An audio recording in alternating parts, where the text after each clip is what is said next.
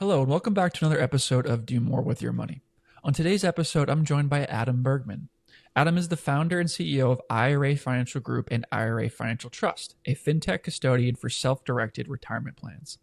His companies have helped over 17,000 clients invest more than $4.6 billion into alternative assets like real estate, crypto, and private businesses. A former tax and ERISA attorney, Adam has authored 8 books on retirement planning, contributes regularly to Forbes, and is a recognized voice in the self-directed retirement space. He's been featured in outlets like CBS News, Bloomberg, and USA Today, and holds law and tax degrees from Syracuse and NYU. Adam, thanks for coming on Do More with Your Money. Thanks so much for having me, TJ. Look really forward to this conversation. Absolutely. So what I want to start with, for those who are new to the concept, what exactly is a self-directed IRA, and how does it differ from a normal IRA that you may open at, any custodian like a Charles Schwab, etc.? It's a great question. I get this all the time. So let me just give a bit of a historical perspective. So when IRAs were created in 1974 by ERISA, if you look at the tax code, there's no distinction between an IRA and a self-directed IRA. In fact, the word self-directed IRA doesn't even appear in the tax code, in the Internal Revenue Code. Section 408 discusses the rules involving IRAs, and Section 4975 talks about what you cannot do, in essence, with an IRA. The term self-directed IRA is a made-up term. You can call it, a Freedom IRA, an Adam IRA, a TJ IRA. All it means is an IRA that is going to allow you to invest in alternative assets. So non-publicly traded assets, non-stocks, non-ETFs, non-mutual funds, everything else. And I'll go into in a bit the things that you cannot do. But in essence, an IRA and a self-directed IRA are the same rules, same contribution rules, distribution rules. The only difference is a self-directed IRA will let you invest in more than just publicly traded securities. So yeah, let's talk a little bit more about that because, obviously, I'm pretty familiar with using like a normal IRA where you're owning ETFs, individual stocks, mutual funds. And, obviously you can own things like a real estate investment trust via an ETF. But talk to me about, what makes that different of owning, like what exactly do you mean by owning alternative assets? What does that look like? Yeah, what are some of the pros and cons behind that? Yeah, so it's a great question. I'll give you my kind of background, and it just kind of, I think it highlights kind of where we're at. So there's about 65 million IRAs out there, close to $14 trillion in IRAs. So most people's savings are tied into the IRA world for good reason. Why? You want to save in a retirement account because you can get a tax deduction for putting money in it if you do a pre-tax IRA. If you do a Roth IRA, it's after tax, but so long as you're over 59 and a half and the Roth's been open 5 years, it's all tax-free. So there's a very good reason why people save in a retirement account for the double benefit of getting a deduction and also deferral. So I was a tax lawyer in New York City, educated guy. I have a law degree, I have a master's in taxation. I worked at some of the biggest law firms in the world. And I was an 8th year associate, and someone asked me to research whether a client could use their IRA to invest in a hedge fund. And this was like 2008, and I was blown away. I had no idea. I thought, just like you said, TJ, that you had to buy stocks or mutual funds or ETFs with your IRA or 401k. And then I did some research, took me like a minute, and I was blown away to see that, yes, the IRS since 1974 has allowed investors in a retirement account to do anything but 3 things. So you can do anything you want but 3 things. And here are the 3 things. They're pretty simple. You can't buy life insurance in an IRA. You could with a 401k, just not an IRA. You can't buy collectibles in an IRA or 401k like art. And then third, the broadest category is found under Internal Revenue Code section 4975. And in essence, what it says is you cannot do anything with your IRA that in any way, directly or indirectly, personally benefits you, your lineal descendants, your parents, your children, your spouse, daughter-in-law, son-in-law, or any entities controlled 50% or more by such persons. Otherwise, you can do it. So you can buy a house, you just can't live in it, right? You can't take your kids to Disney with your IRA. You can't buy yourself a watch or a car with your IRA. Otherwise, you can do it. So what's popular? Real estate, residential, commercial, flips, Airbnbs, hedge funds, private equities, venture capital funds, private businesses, gold, Bitcoin, Ethereum, hard money loans, like tax liens, you name it, you can do it. You just can't violate those 3 categories of transactions: life insurance, collectibles, and self-dealing stuff involving you or a lineal descendant. Otherwise, you can do it. Okay, that's interesting and that's compelling, right? We obviously want to be able to benefit from that tax deferred or tax free in the case of the Roth growth. And so it's great to be able to access these types of asset classes. I mean, I guess I'm just, I guess to push back a little bit, like this day and age, right? We can own a lot of these things via an ETF, right? Like I mentioned before, like a real estate investment trust. Now, it may not be the direct real estate again directly, but you're still getting exposure to the asset class. So you're saying you can own if it was like an investment property, you could own it directly in the IRA? Correct. You can own the house next door to you. So yeah, ETF is a combination of publicly traded assets. So you're absolutely right. If you want to own a sector, whether it's the S&P 500 or a tech sector or energy sector, yeah, ETFs are amazing. I love ETFs. I have a lot of investments in ETFs, mutual funds. But if you want to invest in a friend's business, a private business, the next ChatGPT, those are not publicly traded companies. They do not make up an ETF. So if you want to lend money to your neighbor and get a 15% rate of return, do you want to certain coins that are not part of a Bitcoin ETF, for example? You want to hold gold physically. You just don't trust an ETF. You actually want to hold it at a depository. If you want to invest in a private equity fund, a venture capital fund, a real estate fund, invest in the future of America and private businesses, you're not going to be able to do it in an ETF. That's interesting. Yeah, because I guess you mentioned, Bitcoin, and that's, asset class that I've talked about before on the podcast and have some pretty long-term conviction in. And I guess one of the things with the ETF is that you don't actually own the asset directly, right? You're relying on, for example, like BlackRock, if you're using their ETF to hold the trust account for holding this. So you're saying that you could actually hold maybe your Bitcoin directly and not have to go through the intermediary. Yeah, like I've been in Bitcoin since 2015. I've owned all in a Roth IRA. So why does that matter? Well, I Amazing. bought it like under 2000, in some cases under 1,000, and now it's worth whatever, close to 100,000. It's all tax free. Once I'm 59 and a half and the Roth's open 5 years, I'm not paying a dollar in taxes. Okay. So yeah, I actually own Bitcoin. I don't trust BlackRock, and yeah, it's regulated, and I assume they're buying the Bitcoins they say they have, but I don't care. I don't have to worry about it. I see on my account, for example, IRA Financial, we have a partnership with Bitstamp, which now owns Robinhood, or Robinhood just bought Bitstamp. You can actually buy Bitcoin, Ethereum, and like 45 coins, Ripple, and actually see the coins and hold it on a phone that's in your retirement account. No, that is a compelling offer and idea. And I guess I'm just trying to learn more because I'm not too familiar even with the self-directed IRAs. Is just that what are some of the, I guess, risks as far as compliance or, obviously you have to have, with the custodian, right? You want to have a conviction that they're able to hold your assets. So in this case with the self-directed IRA, who's actually the custodian? How does that work for compliance Right. purposes, things like So, that? right, great question. So under law, there's only three institutions could be a custodian of an IRA: a bank, a financial institution like Schwab, and a state chartered trust company like IRA Financial. So IRA Financial, my business, and we have 26,000 accounts, over 4 billion in assets. We're a regulated trust company. I can hold the same assets as Schwab. The reason Schwab doesn't let you own real estate or do private investments is, guess what?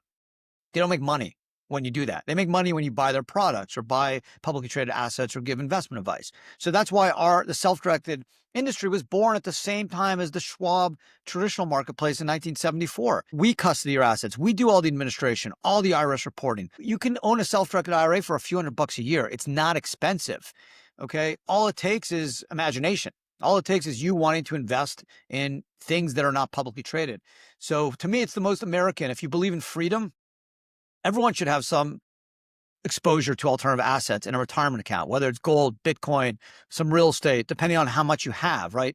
If you have $8,000 in an IRA, you're not going to be able to buy a home in your community probably, but you can get some exposure to Bitcoin. You can buy gold. You may be able to do some crowdfunding, some private investments, right? You have opportunities. So my belief as a tax lawyer is all about education and educating people that, hey, this is in the code. It's been there since 1974. If the IRS did not want you to buy alts with your retirement account, they would not have allowed it. I mean, that's what they do. The government will prevent you from doing things they don't believe in. So they're telling you, yeah, we do believe in alternative assets. We do believe in diversification. Of course, we're Americans. It's up to us to decide what we want to invest in. Knowledge is power, and you should know that you have the ability to do so. It's not complicated. It's not expensive. You just want to believe in yourself and invest and create your own luck, then you can do it. No, that's really a compelling offer. I'm just confused, like, why are self-directed IRAs not more popular then? Is it just a lack of marketing? Is it you're Yeah. saying because they're not Listen, lucrative? no, they're very lucrative. They're not lucrative enough to Schwab's. The big guys, the big banks. So I mentioned there's 65 million IRAs, around 14 or so trillion dollars. The 92 to 94, 95% are all invested in publicly traded assets. And they spend billions of dollars a year marketing it. And they don't want people to know that you can do different stuff with your retirement account. Why? Because they don't make money when you pull the money out of Schwab to buy a house in your community or to invest in the next great private American business. They don't make money because they make money when you buy publicly traded assets like ETFs or mutual funds or stocks. They don't make money when you invest in private businesses. So they are trying to fence off those opportunities and basically, hide them from the American public. And my mission is to say, listen, I don't sell assets. I don't sell investments. I don't care what people invest in, but understand what the rules are. That's great. I guess so, yeah, but how does a business like yours then make money? I mean, you said, like, obviously there's some administrative costs. I mean, how does that Yeah. work then? We charge the basic self-directed IRA accounts $495 a year flat. So if you have 20K, 50K, 50 million bucks, it's literally $495 a year flat. And that entails us to do all IRA supporting. So we'll do the 5498, which is the annual IRA form that goes to the IRS, 1099s. We keep track of contributions, distributions, requirement of distributions. Plus, we offer consulting, compliance, tax reporting services. So we make sure we keep you out of trouble. If you want to ask questions about whether you're doing a prohibited transaction, we'll help you. If you need help structuring your transaction to maximize tax benefits, we help. If you want to do Roth conversions, if you have questions or need strategic advice on affecting a retirement self-directed investment, we do it. So it's a very minimal cost. We don't charge like 1% assets under management. We don't try to sell you and upsell you products. Like, we don't do that. So we are on your side. We want our clients to make more money. That's why we charge flat fees, right?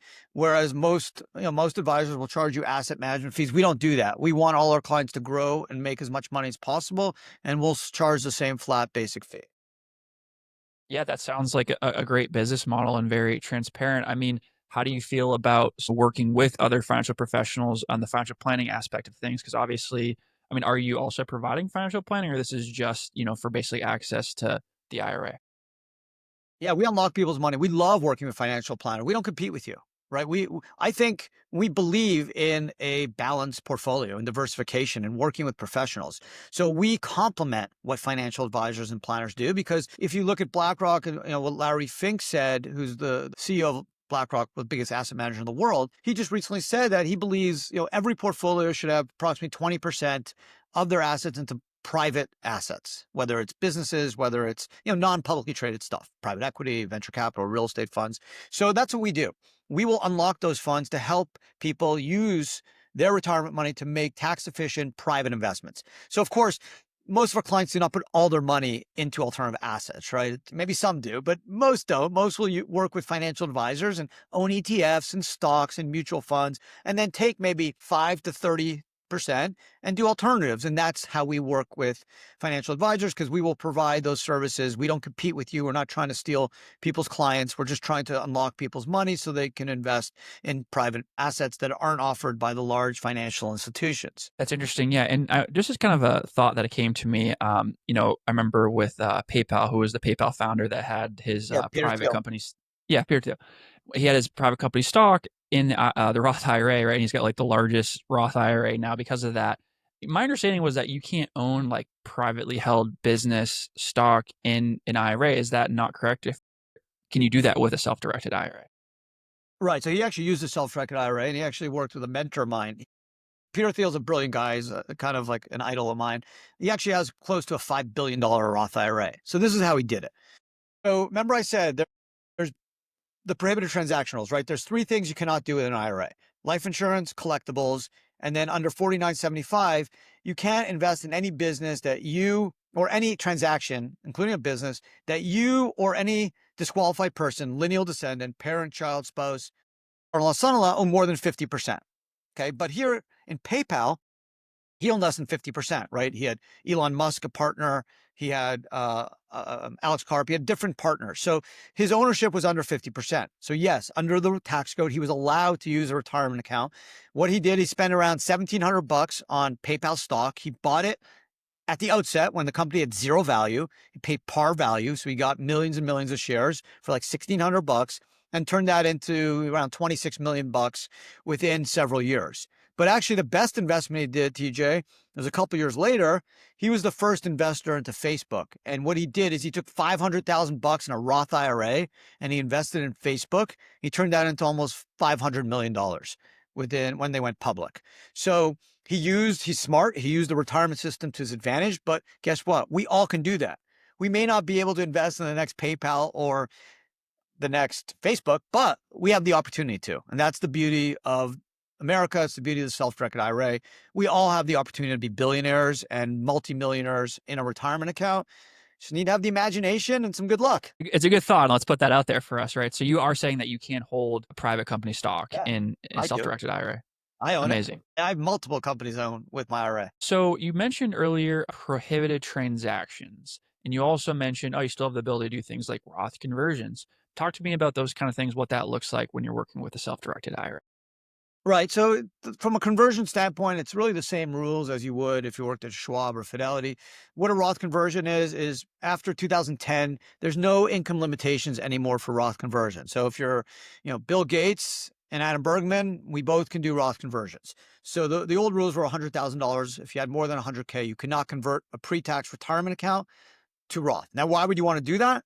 Because obviously with a pre-tax IRA, when you pull the money out after 59 and a half, you pay tax. Okay. When you have a Roth IRA, so long as you're over 59 and a half and the Roth's been open at least 5 years, it's all tax-free. So the strategy is, hey, you want to convert assets that are devalued, right? So let's say, Bitcoin's an easy example. I was at 100,000 and let's say it drops to 40,000, God forbid. Okay. But let's say it drops. Okay. And you are a long-term believer in Bitcoin and you own it in your pre-tax IRA.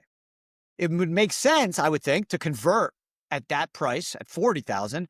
You pay tax on the 40,000. Now it's locked in a Roth account. So long as you're 59 and a half and the Roth's been open 5 years, it's tax free, right? On the flip side, the strategy doesn't always work out, right? Take the example of Silicon Valley Bank. Imagine you converted the stock or the bond a day before it went bankrupt.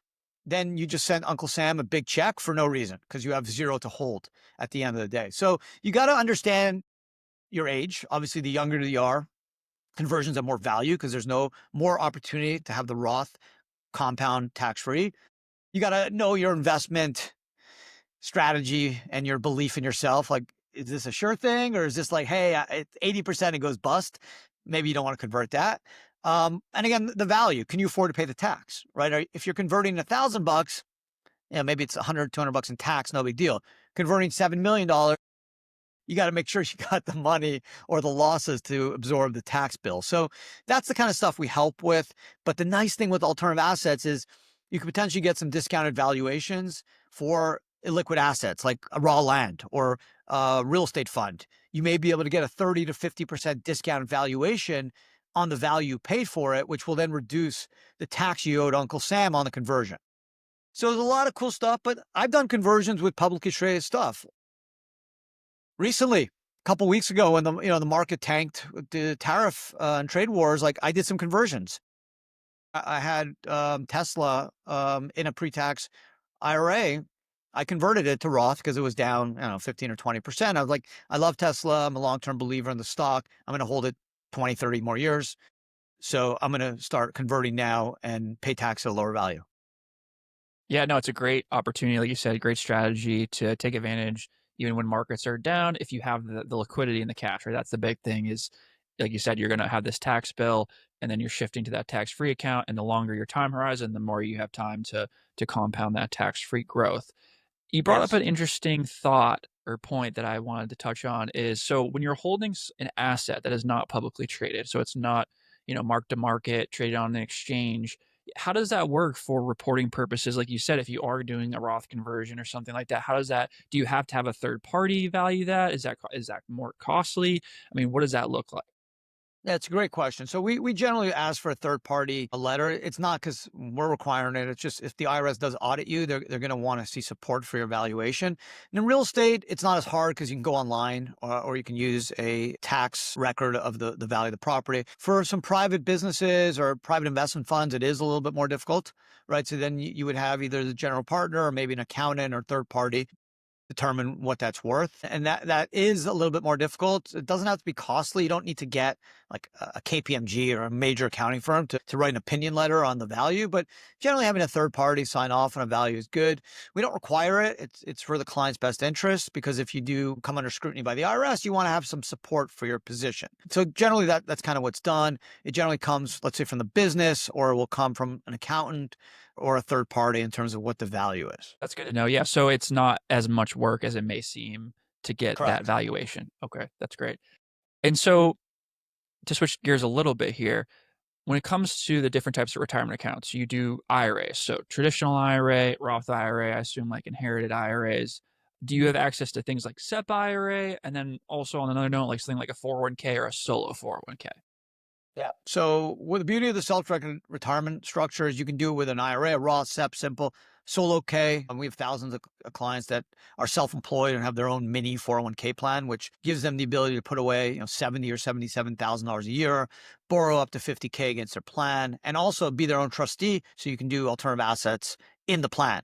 Okay, so that's a great strategy, great structure. You can also do self-directed Coverdales, education accounts, also self-directed health savings accounts. So if you have a high deductible health plan, you can actually buy Bitcoin in your HSA or buy gold. Most people don't have significant money in an HSA to do like private equity or real estate stuff, but we have a lot of accounts where people will use their Coverdale and HSA to do Bitcoin or gold. We've seen that quite frequently over the last several years. And then as far as like administrative costs for those different accounts, is that something that you guys work with directly, or do you still have to work with like a third party administrator when you're doing something like a Yeah, solo we 401k? do it. IRA Financial custodies all this stuff. So you open an account at IRA Financial, you have one account, you can have an IRA, a Roth, SEP, simple, Coverdales, HSAs, you can have all that, even a solo K, all under one platform, all under one roof. So we'll administer everything, handle everything for you.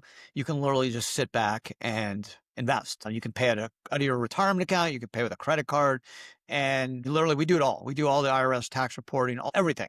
You just literally need to worry about what you want to invest in. That's your only job. Our job is to do the rest.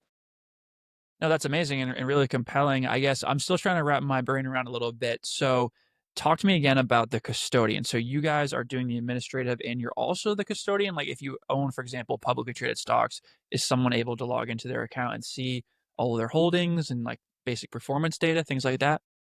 Right. So right now, all we custody is private assets. We're actually working on a partnership with a major brokerage firm where we will offer our clients the ability to buy publicly traded assets on our platform. But right now, what people do is, let's say you want to own stocks. Right now, you just stay with your brokerage firm. So let's say you have 200 grand with Schwab, okay, and you want to take 50K and you want to invest in your friend's business. Schwab won't let you do that. So right now, what clients are doing is they'll leave the 150 at Schwab to keep doing the ETFs and the stocks, and they'll move 50 to IRA Financial, and then we will custody the private investment. Let's say you want to invest in your friend's Nuke's restaurant, and we'll custody that, and then Schwab will custody the 150 that's invested in publicly traded assets. But what we're doing, because like you said, TJ, there's no reason it can't all be on one screen, because if Schwab won't let you do private assets, we will. We're now going to allow you to do publicly traded assets on our platform, one screen, all in one place. And we believe that's going to be a game changer. That's good to know. So yeah, it's really about giving, like you said, the freedom for you to own any asset that you want. And then, but particularly in your case, it's working with these privately held assets that, you're not going to necessarily see obviously the valuation change because it's a privately held asset, but you're holding it in the Right. Hopefully you see it when you sell it for a lot of money. That's the IRA. goal, right? TJ, you're right. Like mark to market, like from a self-directed standpoint, our annual valuation process isn't very stressful, because as long as you're not over the age of 73, which is the required minimum distribution age where you have to take some distributions, the valuation is meaningless, right? If your IRA is worth 110 or 140, it's not a taxable event. It doesn't matter. But what matters is what it owns, because ultimately, when you do sell it and you do have your liquidity event, hopefully there's a lot of money coming back to the retirement account. So, and I always tell people, like, in the self-directed world, the client knows more about the asset than the custodian. We don't know much. The only thing we know is what you paid for it. And then maybe each year you tell us if there's a change in the value. You, as the investor, knows a lot more than us because you're dealing with the actual underlying investment. You're the one that picked the real estate or picked a private business or had the loan out to your brother or sister. So you know actually the impact and the future potential of that investment to a much greater degree than we do. That's really good to know. And I guess a couple niche questions for you here. So you talk about real estate, right? Owning investment property within this. And sometimes people will change, maybe they'll buy a primary residence and then they're like, "Oh, I'm going to turn this into a rental and buy another primary residence." How difficult is that to kind of make sure the reporting is correct so that, because you said you can't put the primary residence in the Yep. self-directed IRA, correct? So how does that Right. look like logistically to make that investment? So once you own something personally, it's tainted. So if I own property A and I live in it, I can't move it into my IRA. It's tainted Ever? because then we Even all, if it right, ever. I mean, I could sell it to TJ and then maybe, a couple months later, my IRA can buy it from TJ, but I can't just sell it to my IRA because guess what? We all would do that and we'd shelter all our income and gains from taxation. That's what a Roth IRA is actually. So you actually need to buy the asset in the retirement account, just like I see. if I own Bitcoin, right, for the last 10 years and now it's worth 10 million bucks, I can't just sell it to my IRA. That would be too good to be true. So I've been lucky. My bet on Bitcoin for the last 10, 11 years is it's a huge reward. And there's a little risk because I didn't put that much money in. So if it all goes to zero, whatever, I lost the money. I don't care. If it goes the way I think it's going to go and it's going to be worth millions and millions of dollars, I'm going to do it in a Roth IRA because I'm never going to pay tax again. And that was my bet. And it's working out really well for me. So it's about having long-term thinking and understanding how the retirement system works. It's literally rigged in our favor. People don't realize this is how smart people get rich is the retirement system because of compounding returns. Your money grows faster without tax. And this is whether it's Peter Thiel or I have thousands of clients that have millions of dollars in their retirement account because they're smart and they just understand the system. Yeah, use the retirement system to your advantage. Use that tax deferred growth and hopefully that tax free growth with the Roth and considering Roth conversions when it's advantageous or you're in a lower income tax bracket or taking time off from work. And you did touch on, required minimum distributions. And this isn't something that, millennials obviously have to worry about for a while. But if you are, hitting that age where you're required to take money out of your pre tax accounts, you mentioned that could be a little bit of an issue if you're holding, private investments in your IRA. Talk to me a little bit more about that. I mean, I guess that's only an issue if all of it's in there, correct? Right. Yeah. Because generally the RMD is about 3% the value. So if you have 200K in your IRA and you're 73 years old, it's $6,000. So if all your money's tied up in a piece of land that is just not able to sell, yeah, that's a problem. You may have to, it's not a problem because you can carve out a piece of the land that's worth $6,000 and just retitle it. Like it's all workable. Obviously, it's easier if you have cash. Now, another thing you can do is if you have income, you can just contribute the $6,000 and then take it out. So there's always workarounds, and this is what we would do to help you. But for millennials, you got a lot of time to worry about it. You should be focused about building your wealth and not worry about pulling the money out. And if you take away anything from this podcast, I mean, it's never too late to start. Do these three things and you will have enormous wealth tax free. And the first is start as early as you can. Put a dollar. If you go tomorrow, whether it's IRA Financial, Schwab, Fidelity, open a Roth IRA, put a dollar in it, $100. Do it every year. Even if you have a tough year and you can't put away a couple thousand, put away $50. Just keep your good habit going. And thirdly, the easy part, trust the process, just watch your money grow. It just takes time. Unfortunately, nothing worthwhile is quick. It's going to take 15, 20 years, but I've seen it, it works. It's just compounding returns, Albert Einstein, time value of money, compounding return, the eighth wonder of the world. It works.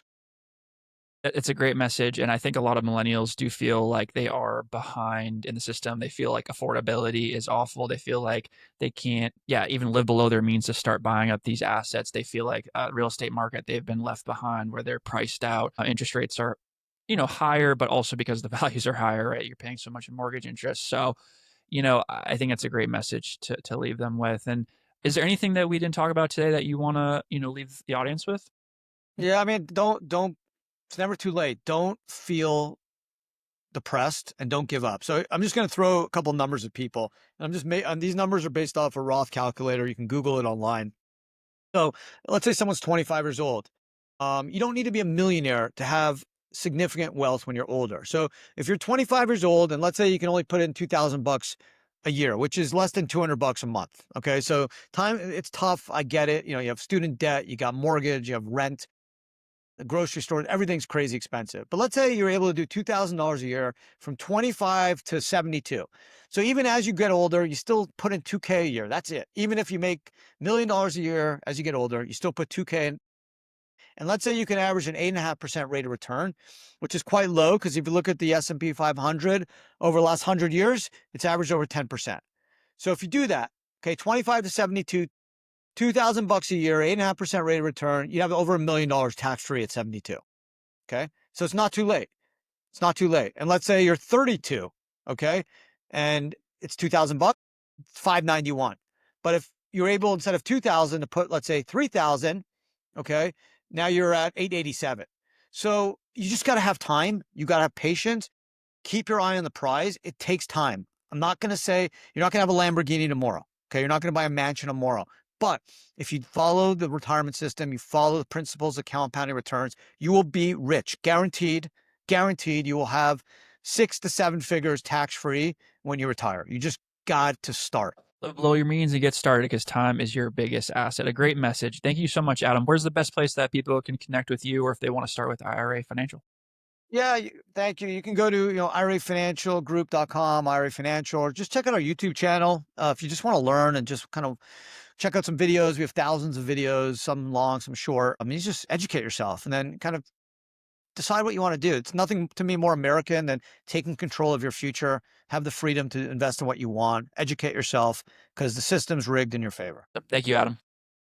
Thanks, TJ. This podcast is for informational and entertainment purposes only and should not be relied upon as a basis for investment decisions. None of the information provided in this podcast is intended as investment, tax, accounting, or legal advice.